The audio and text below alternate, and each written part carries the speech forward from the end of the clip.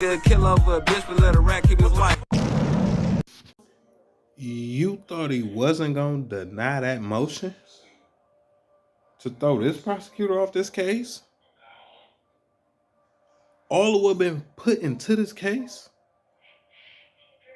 Let's get into it. They'll be told that the lawyer's questions are not evidence.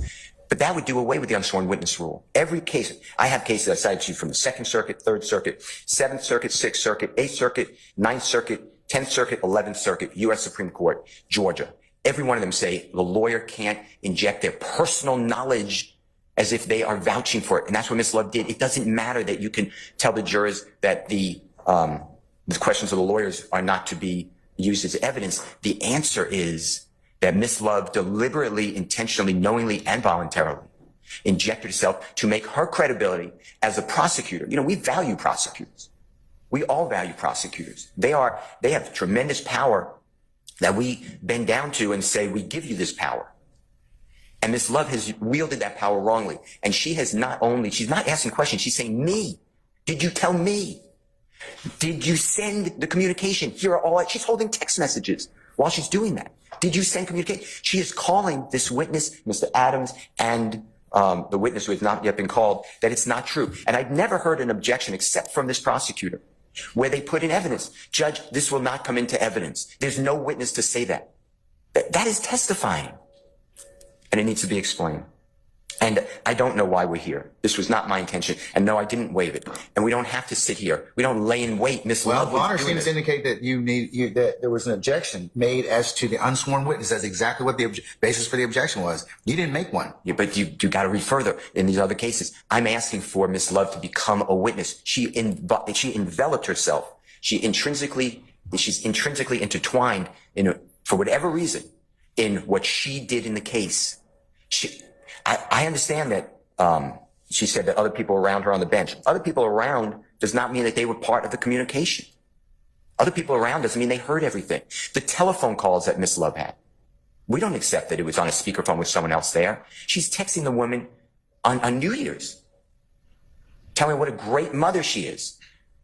What a symbol, I'm not quoting now, but a symbol of the community she is. You know, these are inappropriate, and lawyers aren't supposed to make lawyers the object of the trial. Miss Love made herself the object of the trial, tried to cut the knees out for Mr. Adams by saying he has no right to ask that question because there's no witness who will say it. Those are all the wrongs that the ethical code and the case law tell us to do.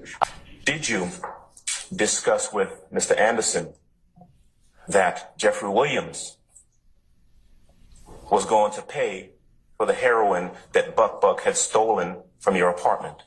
Objection, Your Honor, that would be hearsay, and there is no exception for it. Number one. Unless, Your Honor, someone is on the list to prove that up, which there's not. There is. She cannot. Yes.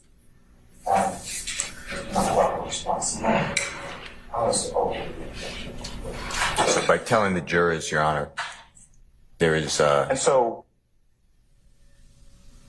no one who can testify to that, whatever the exact words are. That is testifying in front of the jury. Number two is the exchange between Miss Love and Miss Bennett concerning what I believe to be text messages. Understanding what the court said is under seal, which I never saw, but the way that the question is framed is, did Miss Bennett send communication? Yes, I sent that to Mr. Hamilton. And did you send a communication to anyone in the district attorney's office stating you did not care what the judge said, no one could make you testify, and did you give specific, explicit instructions as to what to tell the judge to do? Objection, No. I will rule the objection. Did you tell anyone in the district attorney's office that the judge could kiss your ass? No. I told Mr. Hamilton to have the judge to call me so I could tell him I'm being harassed. That's exactly what I said. Your Honor, permission to treat the witness pursuant to Brown. I'll allow. So, Your Honor, the way I heard it, the initial part of the question was, you send communication to him, his attorney's office, with an explicit whatever message, whatever the words are. So, and target that. To answer your question directly, so those are 2 points that I'd like only Ms. Love can answer. Briefing, because I know Your Honor has digested that. But starting with the comment about Mr. Adams's question about Buck or whatever that was. So it was a hearsay objection, and then it was followed up with, hey, there's not going to be a witness on the witness list. That's the attorney. You agree that she shouldn't have said that? At best, it's a speaking objection. And if the remedy for a speaking objection, Your Honor, is disqualification, guess how many defense attorneys we have left? You see what I'm saying? So at best, it's a speaking objection, and that's improper, but it's not the lawyer testifying. Again, the jury's presumed to follow the judge's instructions. The judge has, in this case, and will continue to advise the jury that what the lawyers say is not evidence. And in that connection, Your Honor, I want to point to one of the cases. I'm not going to belabor it, but Palmer v. State, and this is on page 4 of the state's brief. It's a Georgia Supreme Court case. It's 236 Georgia 507 at 507 and 508. There they approved of a jury instruction, and I will concede that it was a curative in that case, but it says that the instruction said that anything a prosecutor might say while asking questions on cross-examination was not evidence. So even if you think that was an improper speaking objection, which is not the first one we've seen, the remedy is not disqualification, which, as Your Honor is aware, is a radical remedy. Going forward to this other communication, the second major point that Your Honor had asked us to discuss, this instance where Ms. Love asked Ms. A.B., isn't it true that you sent a communication talking about the judge can kiss your ass? That's just not good phrasing. Send a communication. It doesn't necessarily mean it doesn't say, didn't you send a text? It doesn't say, didn't you send an email? It says, didn't you send a communication? That's just kind of maybe imprecise phrasing. The remedy for imprecise phrasing is not disqualification either. And if you listen to the rest of that question, Ms. Love went on right after that, really kind of interrupting herself, and clarified and said, did you tell anyone at the DA office that the judge could kiss your ass? Did you tell anyone that? So she heard her own imprecision, she corrected it, and then the answer was no.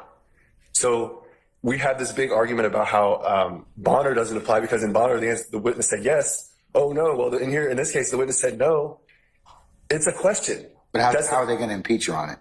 However they want. They can cross-examine her. They have the text, every single text that anybody had with Bennett.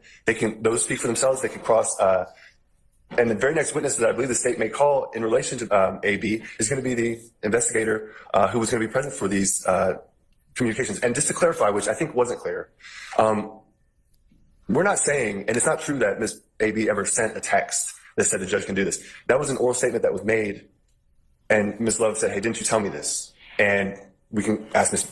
AB about it. We can ask the investigator who swore an affidavit to that effect, which Your Honor is aware of. And so there's no unsworn witness violation. And I'm not going to make too much more, fodder of the Rule 37 stuff and the idea of preserving objections, because it's true what Mr. Steele says. That is an appellate doctrine, and if you don't object to it, you waive it. The contemporaneous objection rule says if you don't object by the time the next question comes, you've waived it for appellate review, and that plain error and stuff, all that still applies for an appellate matter. I just wanted to point out that the sort of artful practice that you see here is a little bit concerning, especially when you look at the sort of injection that happened with Mr. A.B. when it comes to lawyers asserting potentially facts not in evidence, becoming part of the evidence. Again, if disqualification were the remedy here for what is alleged, and we're not even conceding that the allegations are true, but if disqualification were the remedy, where's the Georgia case that says that? And if indeed that was the remedy, again, bye-bye defense lawyers, because Your Honor's been aware of this going on both sides. We have we have permission to lead a witness. Okay, that's proper under Brown. When you're asking a leading question, it's always going to presuppose some sort of desired response. That's just the textbook way that works. The fact that we have communications with the state's witness prior to that state's witness testimony, and that somehow is being made into a disqualification grounds, that's just prepping a witness. That's just trial practice. You can't avoid that. You're going to have to communicate with the witnesses to get them up on the stand, especially difficult witnesses in high-profile cases.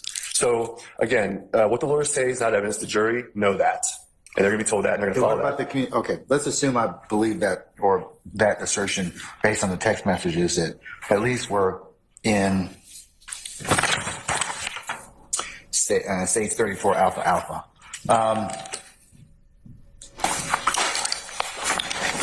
What about the communications that Ms. Love had with Ms. Bennett on the benches outside the courtroom that were not memorialized or witnessed by a third party? I don't believe that any such communications exist. Ms. Bennett said nobody was nearby. That's her answer, but that's not necessarily what reflects the truth. You don't believe that's a problem? I mean, how is the defense or anybody else going to test that? Then you are being asked to look at the credibility of lawyer versus witness because you don't have a third party. Well, that's what Ms. Bennett says, that there's no third party. That doesn't mean we don't have a third party. Was there a third party present? I've been told there was an investigator present. Antonio Long was present for that. Okay.